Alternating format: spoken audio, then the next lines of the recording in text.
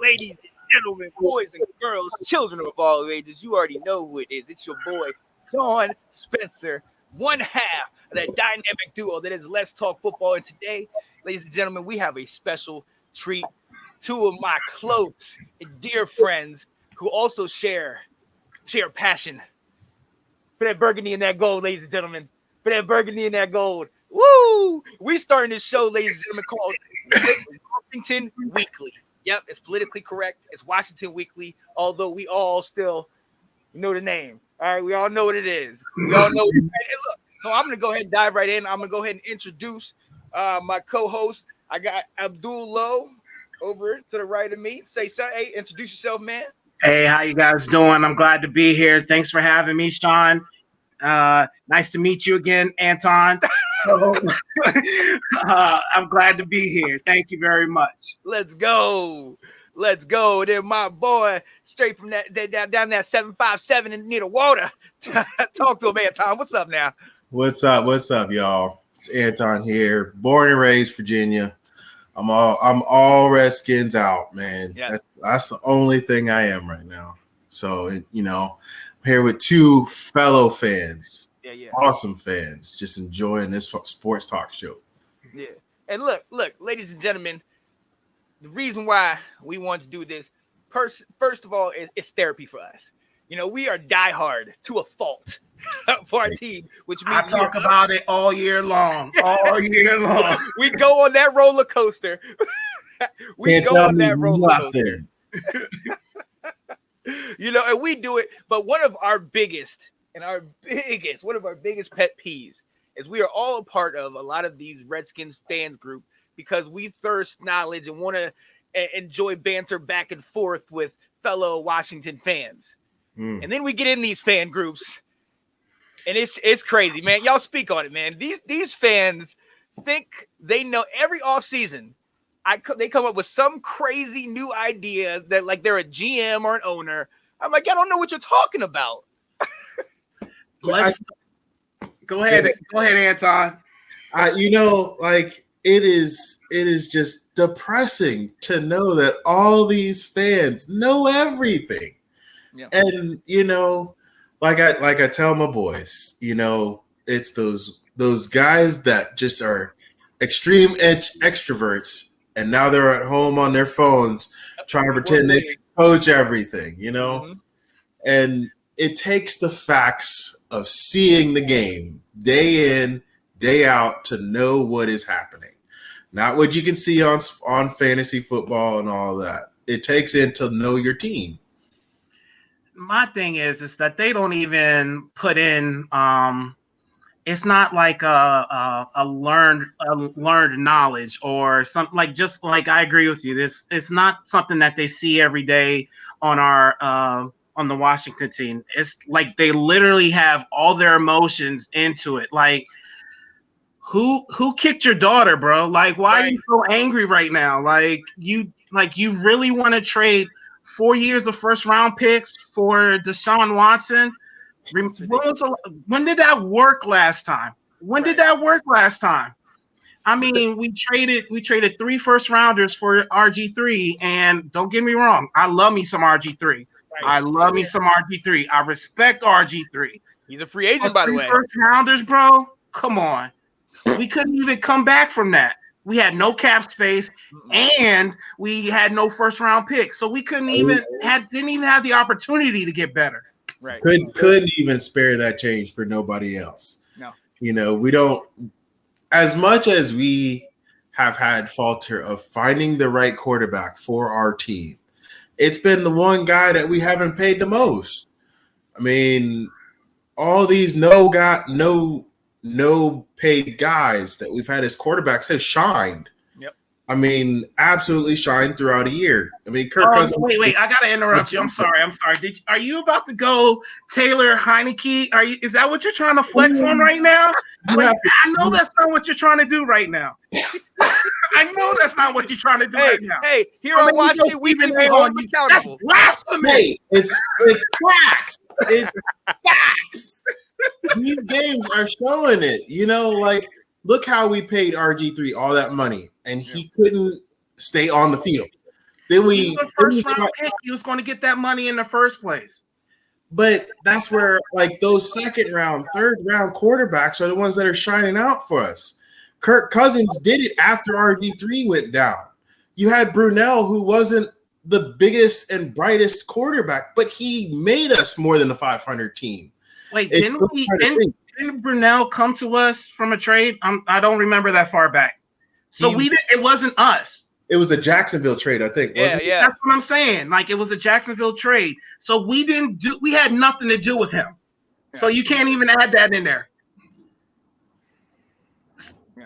No, you're right. You're right. Well, was it? But he was like our backup to Rosenthal, wasn't he? So. Oh my God. I don't remember that far back, so I can't comment on it, yay or nay. So right, we will have to go back in that one. Yeah, so all I can tell you so my thing is that the Kirk Cousins thing, like right there, but everyone has like a short memory on Kirk Cousins. Does anyone remember how he started off with us?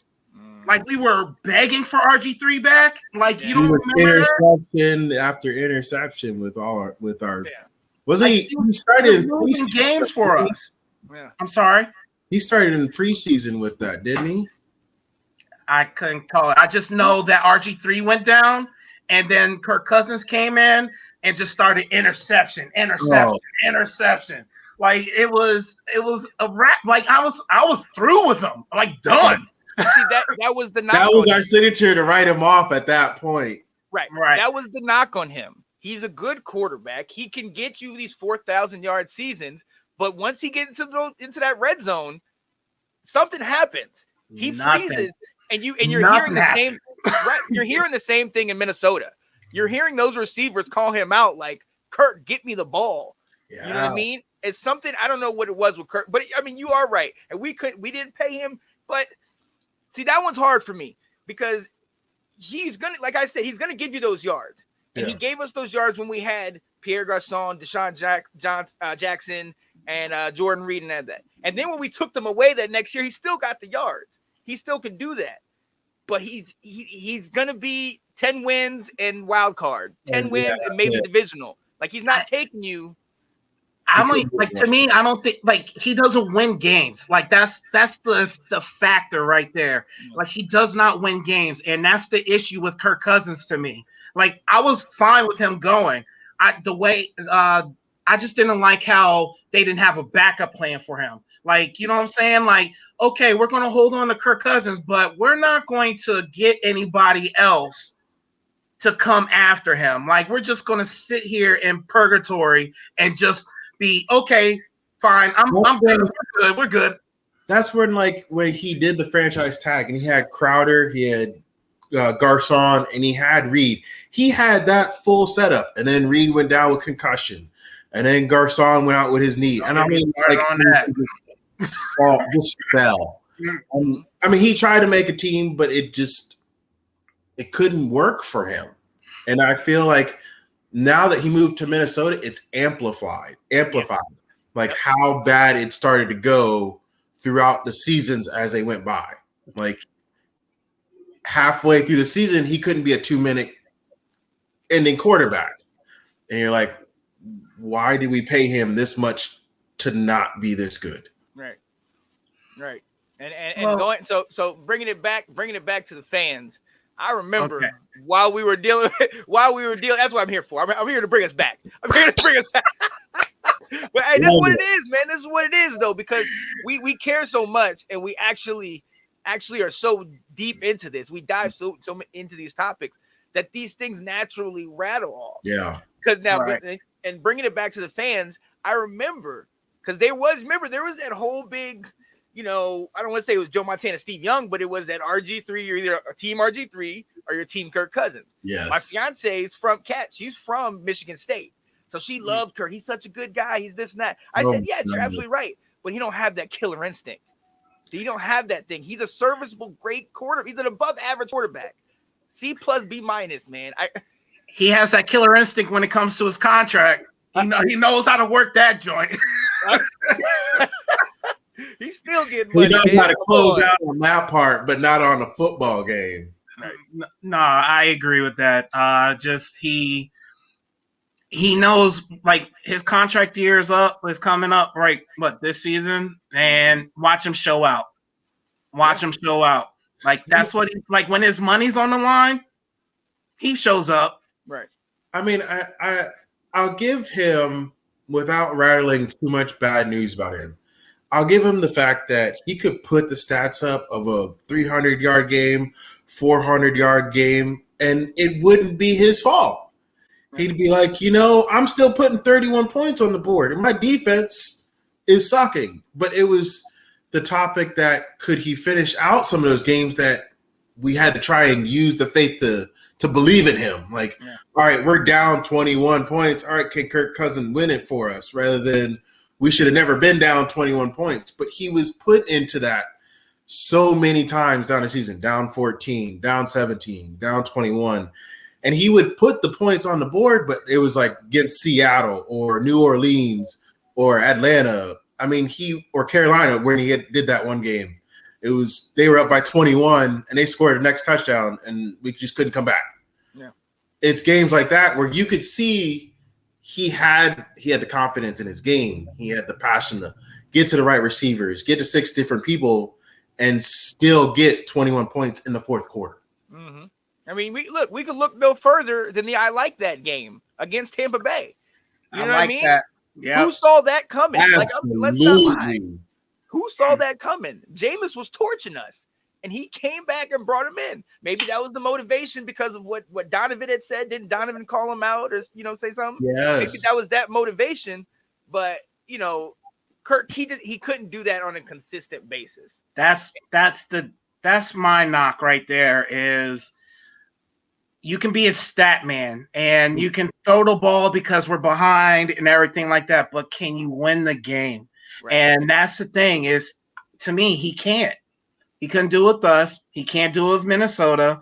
Like, you know what I'm saying? Like right there, like you can put up all the stats that you want, but honestly, we all know sometimes it's situational football. You know what I'm saying? Like stats don't tell everything. It's the situation that you're in that that gives you that certain stat. Like you had a 300-yard game, but did you throw 150 yards in the fourth quarter to come back? Right.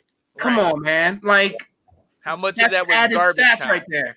Right. How much of that was garbage time? How much of that was they're playing prevent every play? Yeah. Soft coverage. You know what I'm saying? Like, come on. Right. Man, you got anything else, Anton, on that?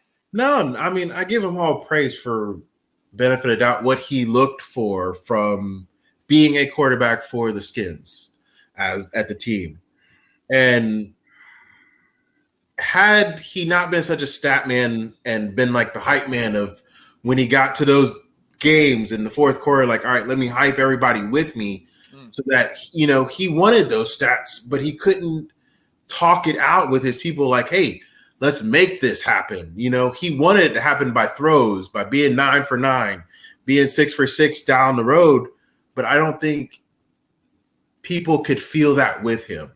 And I think that was a miscommunication with Kirk Cousins of like his passion trying to drive his team. Right. I think what best suits, I think he was a great college quarterback. He was one of those rah-rah guys that, yes, my scholarship guy, yeah, I'll follow you wherever. But when everybody's getting paid big dollars, and you still ain't getting it done, it's kind of like, bruh. Like someone we just had. Well. Look, we gotta move on because look, we can get on Kirk all day long. Please believe it. Please believe it. And I'll be making a call to my fiance, tell her about this daggone guy. I'll get Robert back before I get Kirk. Look, personal. Let's go. Hey, that's what we do. RG3 2.0, baby. Let's go. Yo, but we have to move on. And honestly, this piggybacks on the fan thing because we're going into topic 2 is we want to know, and I want to ask you guys, who is irreplaceable? Who is, if we had to on Washington's team now, if we had to pick somebody from the start that we say, look, plug this person in, this is it. Like we will build from here. Where do we go? Who is that on our team? And it could be more than one person. Anybody? Man, if I could say right now, like honestly, two people without a doubt is McLaurin and Chase. Like without a doubt, they scare me how much passion they show for the team, period. Mm-hmm. With McLaurin in that game, was it game 8 or 9? When he ran the ball, when he ran back after the interception and did the same thing that what's his name did from Seattle? DK He Metcalf. showed that effort. Like that is something we have missed, period. And Chase Young showing his abilities of being a captain, being out there in everybody's face, showing that rah, like give me that spirit. Like show, like he's getting people to show their spirit. And it's two things that have like scared me to see that on the sideline between our team.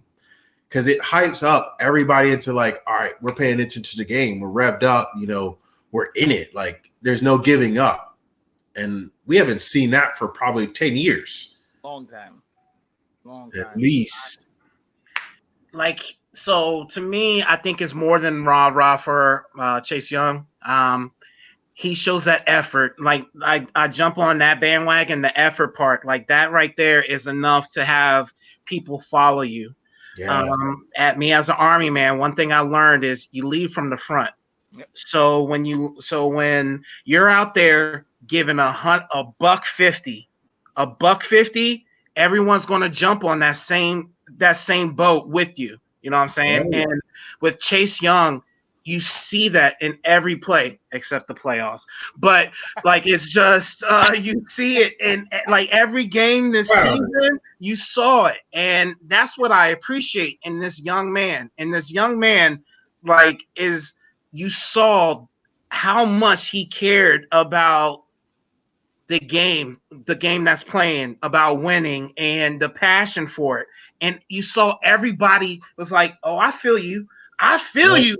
I'm gonna run through this wall too." Yeah. And like, you know what I'm saying? Yeah. Like, that's what hyped me up at home on my couch. Like that's what I liked, and I appreciate that. To me, and just like you said, we haven't seen this in forever, bro. Forever. Yeah. No. I can't even remember when I was this hyped about watching my team. You know what I'm saying? Like to piggyback off like that effort, like when Trent Williams really had started a Hogs 2.0, his effort to the front line made everybody better. Yep. His work ethic, his showing up early, his being determined to work with the running backs, like he was there pointing out to be a leader. And I feel like Chase Young, being how young he is, he's amplified that with his passion. And he is not stopping himself from sharing that with everybody on the sideline. And I mean, I'll give it to him. Like I couldn't replace that on anybody of the squad. Anybody. No, not at all. Go ahead. Yeah, I was just saying, like I put up there, young leaders. Can we take a minute and actually celebrate the fact that two of our youngest players, a second-year guy and a first-year guy, are our captains? Yeah. They're leading the team. Come on, man. That reminds me of like a young Daryl Green when he's chasing down Tony Dorsett, leading the team. Wow. Leading the team. And you know what? We're going to do something because we're on the show. This is the first show. And I had to do this to y'all because I know where y'all's heart is. And I'm going to show you what we're going to do. Of course, he's made his defensive call. Let's see who'll win this battle of strategy. Riggins. He's going to go all the way unless Blackwood can catch him, and he can't.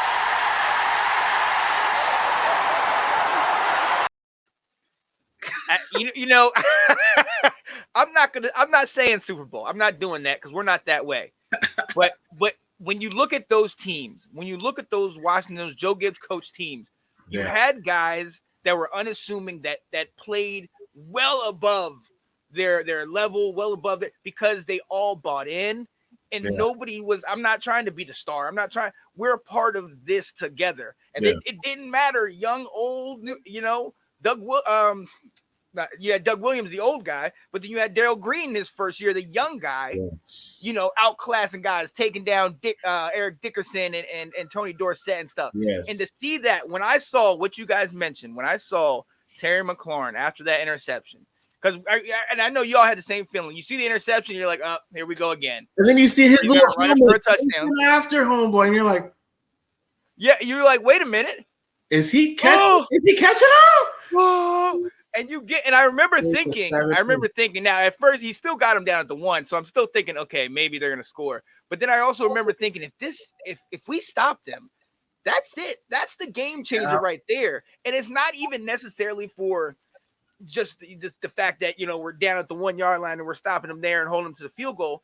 It was that everybody around saw him, saw what he did. Yeah. It was on live, it was on national television, and he went and did that. And it wasn't a whole, but went right back to the sideline. Hey, we got to get back. Let's go. And if I'm not mistaken, by example, another great receiver that was quiet like that, Art Monk. After halftime, they got 7 points. Thinking we're playing off of that vibe. Right. Like it amped everybody up on the sideline. Right. And that to me, those two guys, I completely agree with you guys. I'm gonna throw 2 more names out there, and I let me know what you think. So one of them I'm gonna say is Brandon Sheriff on the O-line. Okay. And then the other one I'm gonna say, and this is what you might squint the eye on, Logan Thomas. Ooh. How do y'all feel? Because I understand, like, at the beginning of the year, they might not have been, but in our system and how they're playing, like. Can I say, all right, I'm going to go first. I'm a flex first. Okay. Right.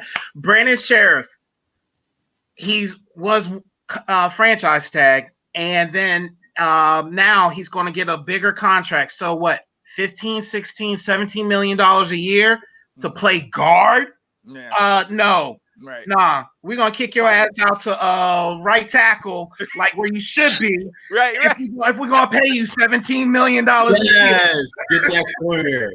Like, you know what I'm saying? Like that, like if you want this money, you're gonna have to move over. Like, you're not gonna be a guard getting paid that much money. Like, that don't make no sense. It don't. And then the top it off, this man misses at least 3 games in the last 3 years. Like, come on. Yep. Come on. That's like, we're going to pay you premium money, probably top money in order to miss 3 games. And basically, because you got the accolades of All Pro, which is basically fandom, like it's all about votes and people being your fan. It's a popularity contest. That's why you get all this money? Nah, man. Nah. I'm done. Like, I can't, like, Sheriff, I can't do it. Like, you know what I'm saying? It doesn't justify it to me to pay him that much money per year to be average. Like, honestly, he was, to me, I don't even think he was our best offensive lineman. Yeah, I said it. I said it. You know what? I said it.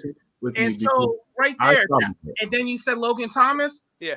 To me, so the man's on a 2-year contract. So he's coming up on his contract here right now. Sign this man right now.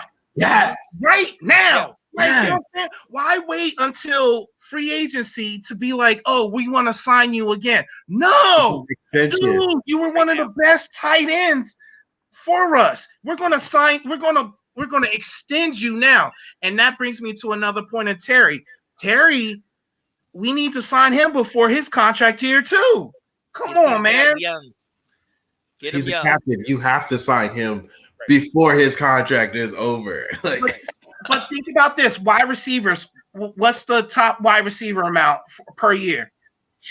20, 21. You know what I'm saying? It's going to be like 20. So we offered 20 plus to Cooper last year, and I think the premium is like 21. So by the time he becomes a free agent, it's going to be 25. Yeah. Like, come on, like it you need to do this. Do it now. You know what I'm saying? And that's, you get them. It may be a lot now, but down the road it won't seem like you're going to be like saving money then. Yeah. Anton, what you think? So, picking back off your Sheriff thought process, him and Moses have kind of given me a back and forth between the two because Moses has been on and off for injuries. And last year he started 11 games without injury problem. He was one of the highest that actually started. So right next to Rollier or whatever. Brandon had a good start this season, and then he had his knee injury 6th or 7th game. And I don't know. When you have one of our linemen go down for like those serious knee injuries or ankle injuries, they're gone like half the year. And I can't fathom Sheriff having the guaranteed now after he's been out 2 or 3 games what could happen to the next year. I couldn't fathom both of them being more 2 or 3 years past this. I mean, to say with yours, I don't know if I could accommodate Sheriff as being like that standard here. He may be like, once his free agent contract, he may go somewhere else. Yeah. That's if our team can still stay over 500 next year. So he's up for free agency this year. Like, he's a free agent right now. Yeah. So, like, the question is, would you sign him? Are you signing him now? Probably give him a 1-year deal at least. 2 or 3. No, you can't. So this is it.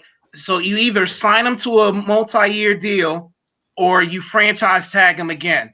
And you're not going to franchise tag him again. You're just not going to do that to a guard. Right. So it's one of the two. It's no in between. So you franchise tag him or multi-year. Which is it? Good point. Yeah. Because it escalates. If you franchise tag, that's what we did with Kirk. You franchise tag him once, and then the second year it like multiplies or something like that, like something ridiculous. Right. So that means his contract now went from 15 to like 20. I mean, do you beg pay 20 million for a guard for a franchise tag? I mean, do you ask him to be like the captain of the O-line so he gets that bigger contract?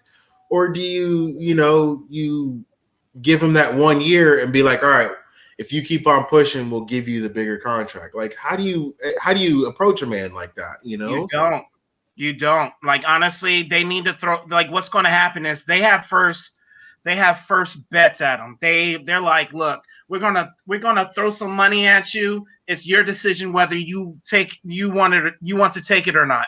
And he's gonna sit there and be like, nah, I'm not. I was an all-pro last year. So right. I know I'm gonna get my money. I'm gonna get more than what you're offering me, and he's gonna go into free agency. I guarantee you that's what's going to happen, bro. I guarantee you they're going to say, we want you here, but we have all these other players that we need to sign too. I think so. And then they're going to give him something that makes him the leading like the highest paid guard, but he's going to come back and be like, no, the highest paid guard is only like 15 million. I got paid 15 million last year.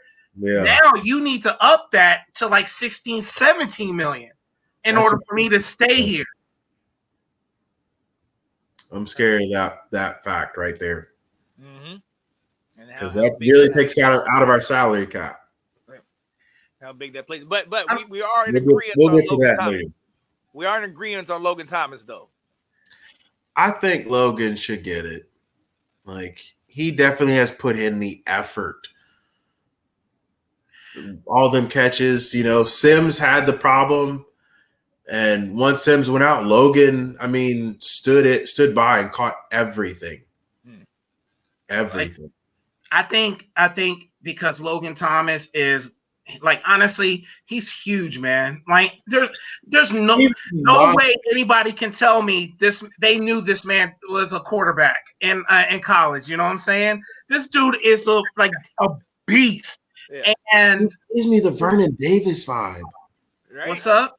He gives me that Vernon Davis vibe. But so he had this. He had another factor too, and we talked about it with Chase. We talked about it with Terry. He has heart, man. Like, right there, just heart alone. This man is like sacrificing his body Yep. Yes. Please, man. And I'm gonna say this too. Like I'm saying all these cliche things, right? You cannot teach heart. So you know what I'm saying? Like either you have it or you don't. Right. No in between. Is Absolutely. you can't teach heart, and this man has heart, and I can work with that. Right. Like I can mess with that. I would teach around that. When you have heart and you bring it to practice, I'll teach around that. Right. Nah, That's and that's what contagious. those guys are contagious, and that's what the coaches need to keep around. Those are the guys that you need to keep around. Yes. I absolutely agree. Absolutely. And I liken him to our Swiss Army knife, you know, Mr. Utility. And what I love about him the most is he's one of those guys that it's not what, you know, oh, I'm this position, so I'm just gonna stick to this. Whatever coach says, hey, I need you to run Wildcat. Hey, I need you to receive. Hey, I need you in the backfield. He's there. He's ready to go. And he has so many different positions. Yes. He's filling in a lot of gaps. Right. And that's one of the things I remember that they always used to say about Coach Gibbs. He wouldn't keep guys along on the team if they just had one position. Even some of the stars played special teams or some played different positions because it was all about the team. It's not about I'm this person, I'm here doing, you know, so on. So I love it. I definitely want to start with those three. I hear we all coming up with Brandon, the Sheriff. What? We got some Mario? Yeah, you know what I'm saying? Like the Nintendo joint. News. Right? I like it. I like that. All right, yo. So hey, and I've loved this. And all right, we're gonna get a little bit more serious. Recently, one of the things that we've had to deal with is that we've turned into the butt of everybody's jokes. No longer have a name. We're the football team. You know, hashtag name curse, all this nonsense that they put on us. Personally, progress. I see the way, I guess, what they're trying to do. I see what direction they were going in. Let's be very clear that the only reason they really moved on this is because those big sponsors pulled out. Executive move. Yeah. Oh yeah. All those big sponsors and stuff pulled out because you know, Snyder was one, you know, he said on many occasions, hey, I'm not changing the name. I'm not doing it. You know, so again, it is what it is. You know, I'm gonna support my team. Still have a whole bunch, just like you guys, burgundy and gold. Has Redskins stuff, and I'm not gonna change it, nothing like that. But how do we feel about the actual name change? And do we believe in it? Are we okay with it? Like it's open space. Like, how do y'all feel about that? Go ahead, Ant. I'll take the back on this. You know, with my heart of being, you know, 20, 25 years, 30 years of being a football fan, I respect now that we've gone through a whole year of being without a name. Okay, it's a change.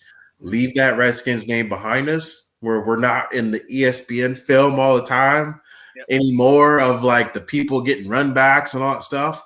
Now we have a name where when we get one and we have a mascot we can have with our name, that we can use that to advantage. Like from here on out, this is a different reel of a different team. So I propose we get one by next year, but I'm hopeful for it. Yeah. Do I know it's not guaranteed that we're going to have a name?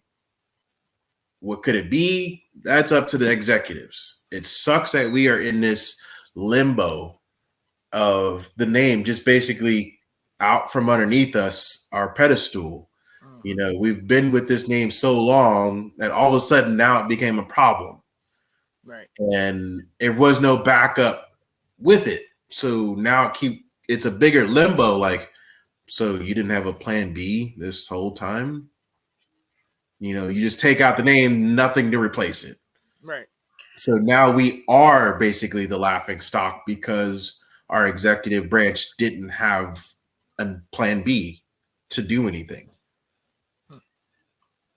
So The reason they didn't have a plan B is because they didn't think there was a problem in the first place. One. So honestly, that's what we just like. Let's just call it what it is. Let's keep it a buck 50 right now.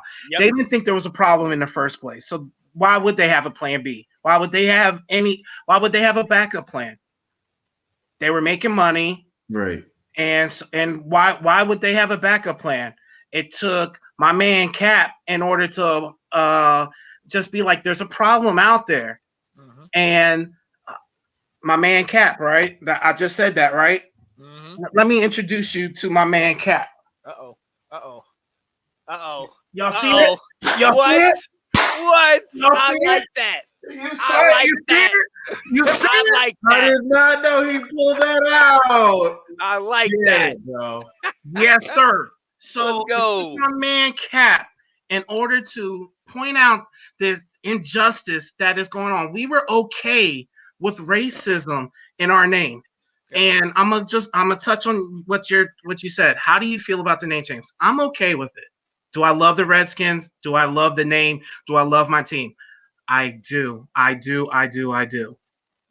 But to me, we have to put ourselves in Native Americans like standpoint. Yep. How would we feel if there was a team called the Boston Knicks? Yeah. How would we feel about that? And then everyone is so free to just say it. You know what I'm saying? Just, okay, I'm good. No, it's not. It's not okay. And that's what we all were doing. And that's not okay. It isn't okay. We have to put ourselves in this situation. Will we be okay with people calling ourselves out of our names, disrespecting us, disrespecting our heritage, disrespecting my family and everything like that? No, we wouldn't. So let's put ourselves in the situation and just say what it is. It's just that it was blatant racism and it needed to happen.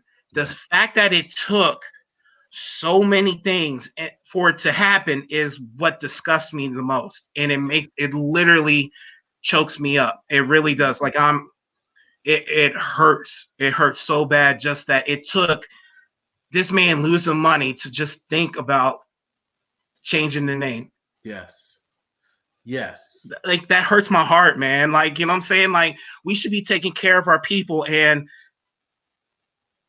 we're not. And I say we are. Like honestly, like this takes all of us. And honestly, just standing up. That's all we need to do is just stand up for what's right. And this is what's right, changing the name. You're right. I follow it. Hey, honestly, piggyback off that. This is one of the reasons why I wanted this platform, because honestly, one of the things that this pandemic has taught me is that look, if I don't do it, nobody else is going to do it for me. Right. You know, I'm listening. I love listening to all the talk shows. I love listening to analysts and going back and forth. But at the end of the day, I know I study this stuff. I know what and I have the opinion. I want my name out there. Right.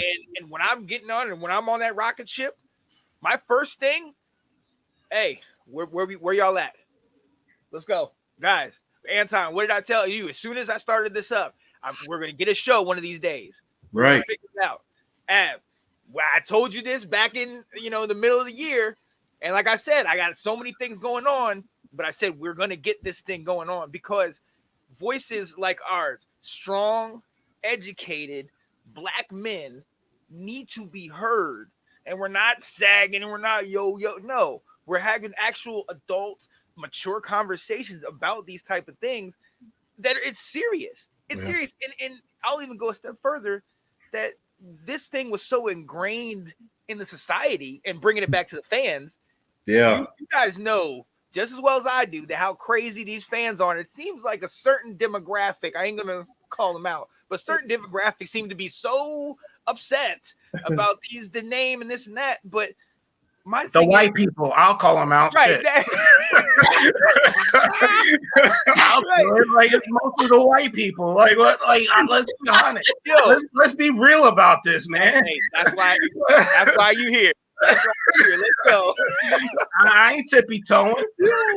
But because of recess. But that's the thing. I would get into these little debates with these guys on it, and I would say, listen, if y'all really cared about this, Like Yeah. I'm all about the change if we're doing it for the right reason. Right. You know what I mean? These guys that are saying this, especially those people on those fan sites, y'all don't care about that community that's actually struggling and getting hit with the pandemic worse than anybody. Yeah. You don't, you ain't thinking about them on the reservation and all the things that they're doing. And so I get it. Yes. Like I'm right there with you and it needs to change, but I'm also with you in look, let's not be fools and think that, look, in 1987, Washington Redskins had the first black quarterback to start and lead in the Super Bowl. Okay, let's not get confused. Like this stuff, this racism and the way that things are. There's a reason why it wasn't until 2020 when they finally said let's take the name off, and even then it was because of finances. It wasn't done for the right reasons, and I hate that because man, you see me, yo. Hey, Ab, I'm right there with you. No. Just get that emotional and that fired up about it because you're absolutely right. No, and to me, and I get what you're saying because you're absolutely right too. Is like it wasn't for the right reasons, but still necessary. It's still necessary, and it still happened. And like we can't be picky about why and stuff like that. We just got to be like own this as like a win kind of thing. You know what I'm saying? Like. You have to look at it as a positive nature, or else it's going to eat you up. That you're, like, you know what I'm saying? Like we could definitely pick this apart. Like I could pick it apart too. It's just the name's changing, and the next question should be, what are we changing the name to? Right. Well, I mean, and let's go right into that. I mean, what are we? I mean, we've heard Red Wolves. I've heard Red Wolves. Yeah. Like it's tough to picturing out the name. You have to think of something with an R because we've had the HTTR for so long. Yeah. Like you have to think about that. You have to think, all right, we're in a nature of a generation where pleasing everybody is not going to happen. So when they drop this name, how much demographic is going to be for this, be for the name, be not for the name? Like, oh, this is just going to set the world on fire when they drop a name, and all of a sudden it's going to be like, no. And then you're going to have like dude next to him like, yes, I love the name. Like, exactly. You're going to have a split between the own fan base. Mm-hmm. I don't care about all of that. Like, honestly, like to me, I'm just sitting there like, what I'd like, I'm going to just say my opinion. Well, the name that I'm feeling is Red Wolves. Like that. Yeah. Like to me, I don't think it has to be an R, but I'm just saying I like the Red Wolves, like, and if other people don't like it, so what? You know what I'm saying? Like, I'm not worried about what, like, saying we can't worry about another person. Just like you said, we're not going to make everybody happy. Right. And to me, I'm going to tell you the truth. I used to care about what everyone thought of me. You know what I'm saying? Right. And then I graduated to my sophomore year, and I was like, I don't give a like I was like, I was done. The whole flip. And you know how free I felt after that? Mm-hmm. Like without caring what people thought of me.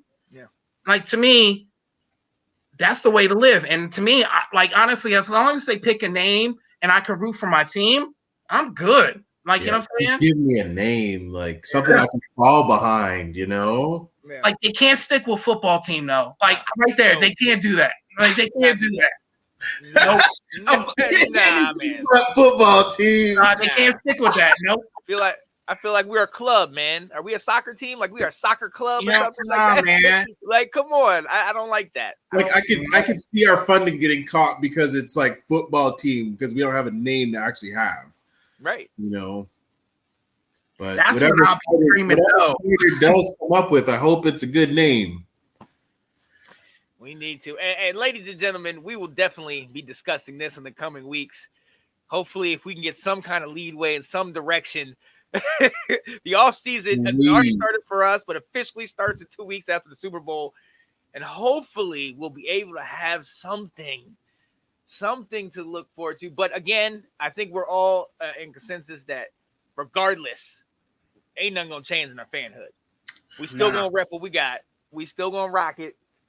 You know what I mean? It is what it is. Oh, yeah. All right. I like that. Now, all right, let's go ahead and move on to a topic my boy Ab, and I'm gonna let you start off with this Ab boy topic you put up, man. Ryan Kerrigan, topic number 4.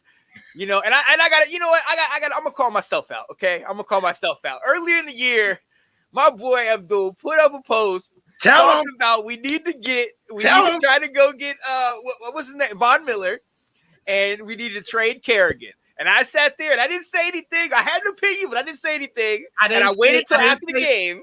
I didn't say get Von Miller. I said I didn't say that. I said we needed to trade Kerrigan. That's what I said. Yeah. Just trade him. And I didn't say anything till after the game. And I definitely said my 2 cents. And you know what though? I'm glad you called me out. You said, "Yo, come on, man. Really? You gonna say that now? After all, that's how you play."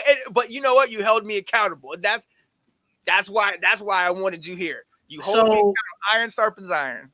So tell me why did we keep this man on his last year of the contract? Why? To play 4% of the snaps? Subpar.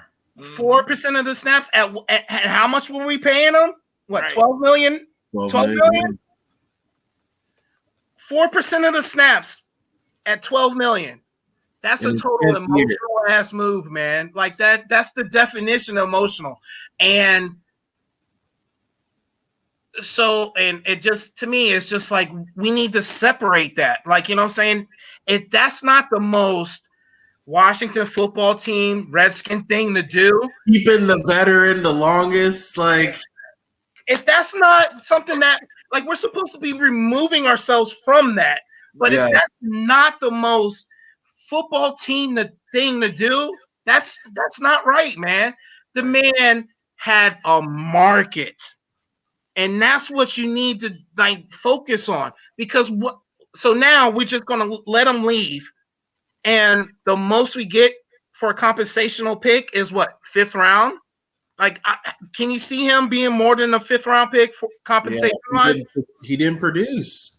Yeah. I mean, he produced when he was in. Like, I'm not gonna flex and be like, you know what I'm saying? The man had like, I don't know his stats offline, but like off the top, but he had, like, for as much as he played, he had like 5-6 sacks. Mm-hmm. I'm saying, like, if you're gonna have, is this last year of his? He's a free agent now. So, like, I'm saying, like, he didn't play out to make himself look better for the next contract. And with him being the highest veteran we have on the defensive squad, 10 years with our squad, right? The next guy is 5 years, so he's got that much longer of a gap for being a veteran on our team. Don't care. Nah, that's not. You don't pay a man $12 million a year to be the veteran presence. You know what I'm saying? Like, we need that better squad. Like, to me, that's that. Like, to me, that's like making excuses to keep him on the team. And that's not right. You know what I'm saying? That $12 million could have gone to next year's salary cap. Like, we need to think that way. And then the way Ron Rivera picks people, $12 million would have got us like 3 people. Yeah. Come on.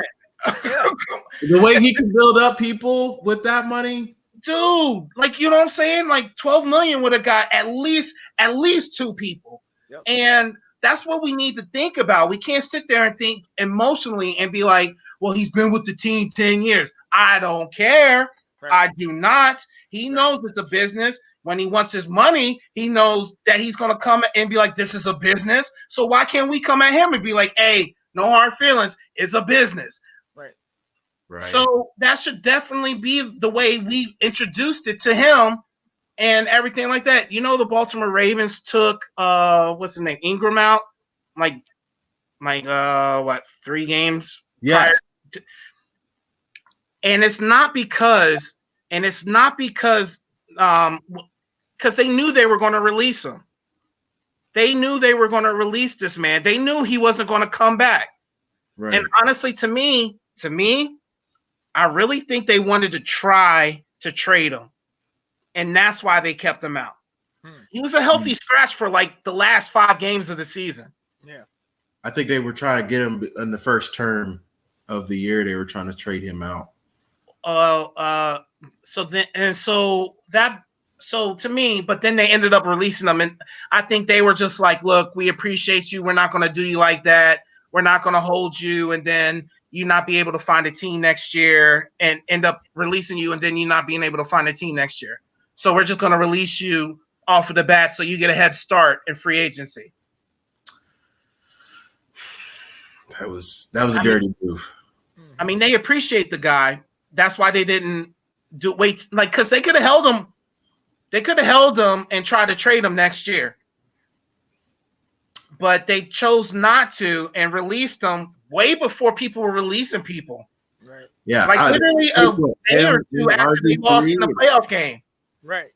Right after the game. Like it was 10 hours. Like they were like, all right, we're done. Scratch you off. But that's, to me, you're saying that's bad. I think it's a good thing. That means they respect you.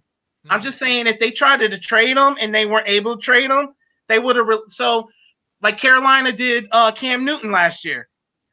Like they knew they weren't going to keep him, but they waited until all the teams selected quarterbacks. And then they were like, oh, we're going to release you. Right. Right. And then that's why Cam's market was so low, is because everyone already had a quarterback.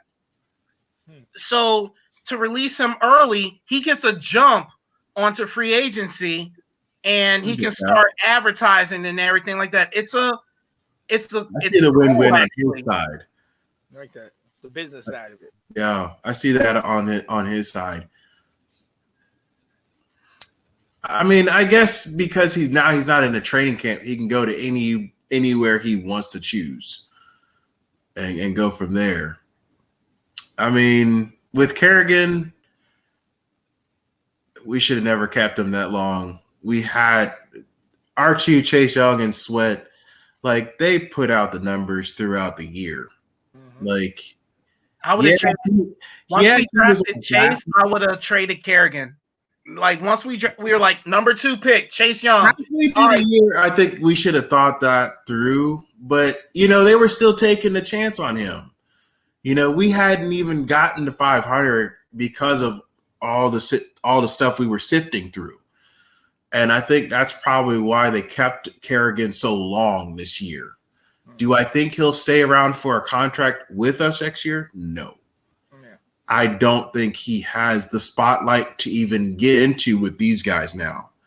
Sweat and Chase have taken up that spotlight now. There's no need for him anymore. I don't think he can perform as good as they can. Do you think Kerrigan's a starter? I didn't listen to what I said. Do you think Kerrigan's a starter? Not a starter with us, a starter in general.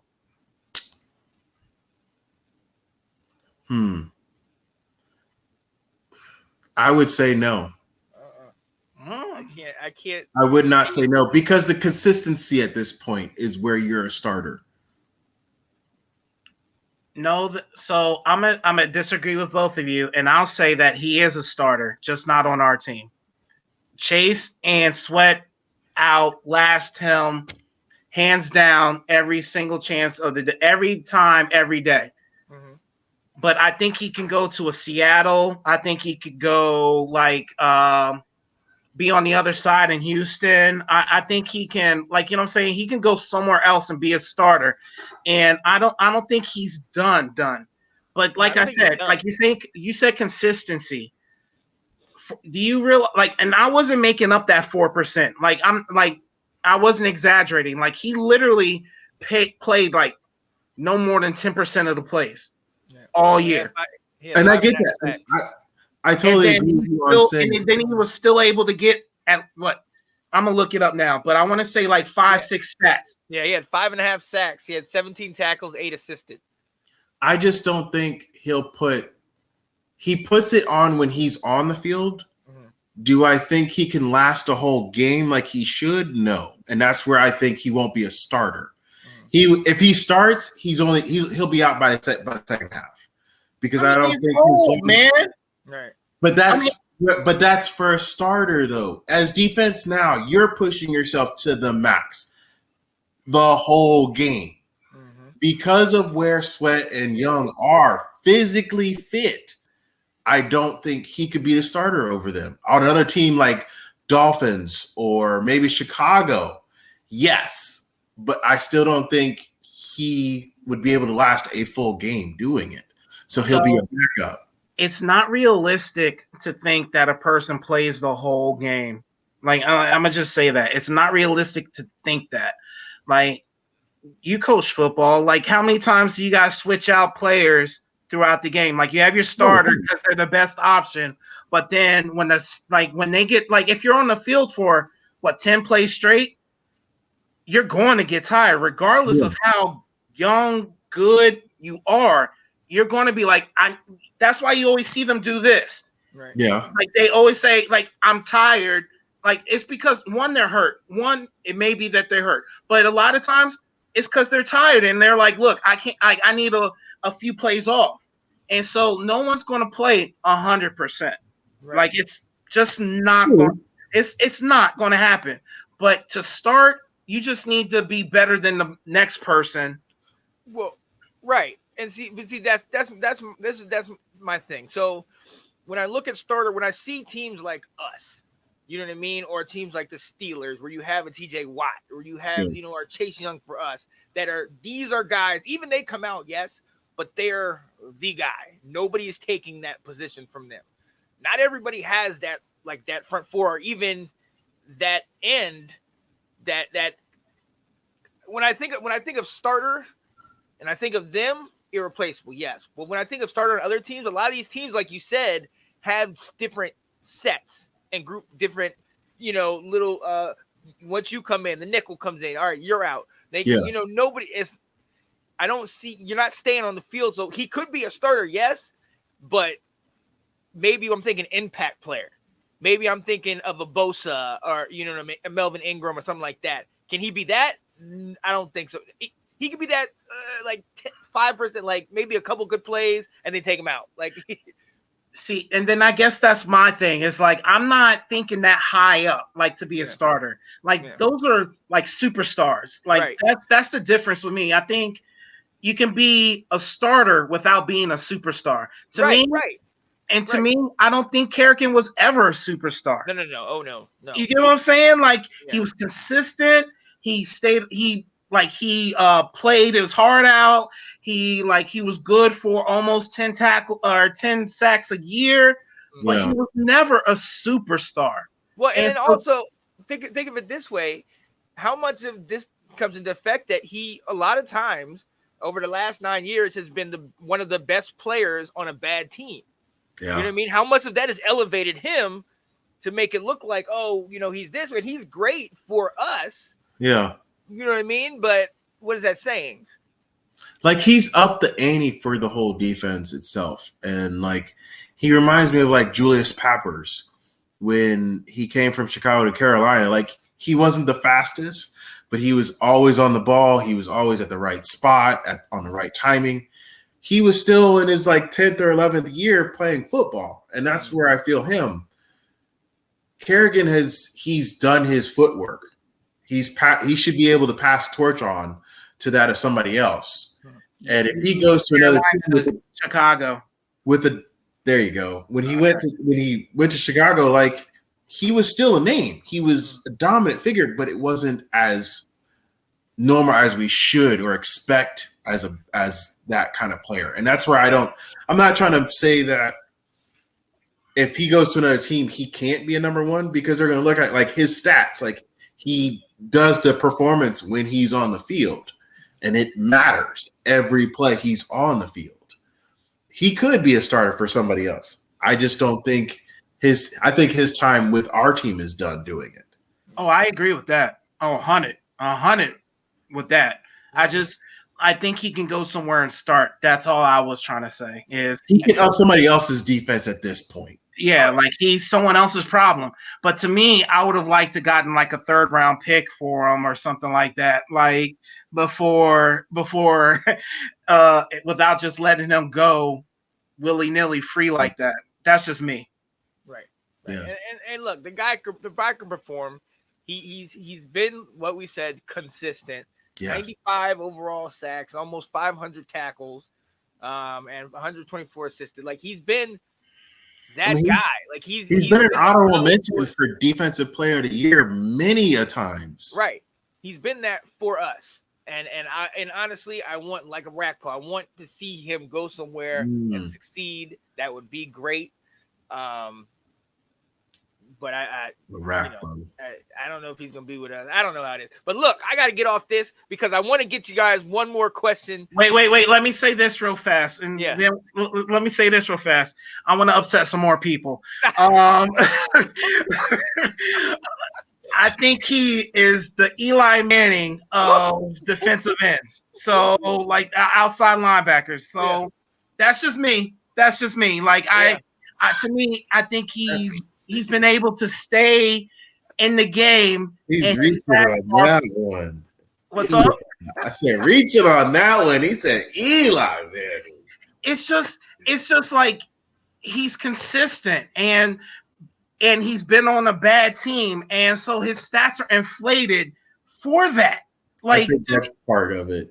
That's all I'm saying is like I like the man, and we purely kept him because we wanted him to break the record, and that's it. Like literally, that's it. Why we kept him. Yeah. Other than that, he's the Eli Manning of defensive end outside linebackers. It is. I can't even come back at that one. Like, I'm mind blown at thinking of it like that. Like, let's go. All right, yo. So it's at an hour. But I gotta ask you this last question. Topic 5. And I know you guys are each gonna have a say on it. Let's topic go. 5. Let's talk about the saga of Dwayne Haskins. Oh man, you want the whole town hating me, man? Time out. Now, how are we feeling? Everybody that hate me, bro. Oh. Well, look. So, all right. Do we want to? We can save this for next week. Yeah, let's go in the first topic for next week. I can go on. Yeah, save here. All right, we're good. We'd be on that for about 20 minutes. Yeah. Let's say that. That's the first topic next week. Okay. All right, bet. So yes, first topic next week: the saga of Dwayne Haskins. Oh, the good, bad, and the ugly of this year. And now, he's collected a check in Pittsburgh. So, to each his own. Do your thing. But we will definitely have some choice words to say on that. Yes, guys, man, this was a lot of fun, man. Like I like this, man. How y'all feeling, man? Man, it's like a therapy session for me, man. Like you know what I'm saying? I'm not going to the VA tomorrow. What? Like, come on. Look, yo, and you know what? And I gotta say, you had said something. You were talking about a different topic. But you said, like, after your sophomore year, you just said, get it. Like, I don't care, blah, blah. You know, y'all know who I was in high school. You know what I'm saying? I was a good guy, the football player. You know, I was, living this life, and, doing the right things and this and that. I always fought with being very, very, very, very self-conscious. And I was always an overthinker. This platform, like, it took me till I was 37 to find this type of platform to be able to talk to the masses, but still kind of be like, it's just you guys. It's not, it's not 100 different people. It's just us. It's, and this for me, like we say this is therapy. This is absolutely therapy for me. Amen. Getting to talk to my boys, getting to go back and forth with you guys on the same time, producing a show, giving great content, facts, opinions. I mean, I'm in heaven, guys. I'm not gonna lie to you, man. I absolutely love this, and we're doing it over our favorite team. Yeah. Let's go. I definitely so I gotta end this thing the right way, man. Because we can't let's not overlook. I know it was a weird season, and I know everybody else was down, but we did successfully win that NFC East, baby. Let's go. Let's NFC go. East champs, baby. Yes. Let's go. We got it. Definitely come and join us. Come join us do we know? Well, we'll get back to you on the date. We don't know what day of the week. But, come and join us. I'm going to put this on YouTube as soon as we get done here. Actually, I'm going to send y'all the link because there's a way that since I recorded it, but I didn't broadcast it, we could put it on YouTube. Once it uploads, it's gonna have like a little thing where it's like a premiere. And since this is our first show, it'll have like a little premiere with a countdown, and then it'll do the show with where people can comment like that if anybody just happens to watch it, or if we tell somebody to watch it or something like that, and they can comment on it after. So that's gonna be dope. I was able to do that with one of my other shows, so I'm very excited. Let me just say that. All right, man. So you know the name. It's Sean Spencer. All right. Over to my where we at? Over here. Yep. Yep. Ab, what's up? It's Abs, man. Like honestly, if like this is one thing I want to say. If y'all don't agree with what we saying, like agree with what we're saying, comment. You know what I'm saying? Say something. You know what I'm saying? Call us out. And then it's just another thing we'll talk about next week. And I'm all about talking about what's going on or what I said wrong, or if you think I'm wrong, I'm willing to argue with you, like I am. But I'm my own man, and I stand up for what I feel, what I think. So just comment below, and it'll be a conversation. Let's go. About the conversation. Let's go. Yo, I'm appreciative of my two homeboys right here. Yes, sir. Yes, sir. I'm totally piggyback on him. If you see that we are not keeping up to our facts, comment. Give us something to help us through this time. We are all about knowledge and feeding it to people and trying to all talk about the same thing. We want to agree on it. So give us that comment to let us know how we're doing, and give us the other facts. If we're missing something, give us something. Yes. We like to know. We're growing people. All our minds like to know knowledge. Exactly. So I'm definitely approved to both of these guys giving me information. I'm a little bit different though. I don't care what you think. I just will talk to you about it. Okay. Just don't give no craps now. None. Yeah. Look, he's the bad cop. He's the bad cop. You see up there.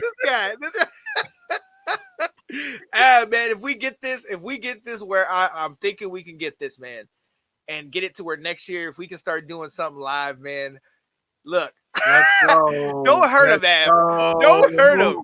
Cause look, so all right, I'm about to end it, and then we'll chat after this. But yeah, so hey, that's Abs, that's Anton. I'm Sean Spencer, man. You know the team. You already know what it is, right? Yo, join us next time. This was Washington Weekly. Yeah.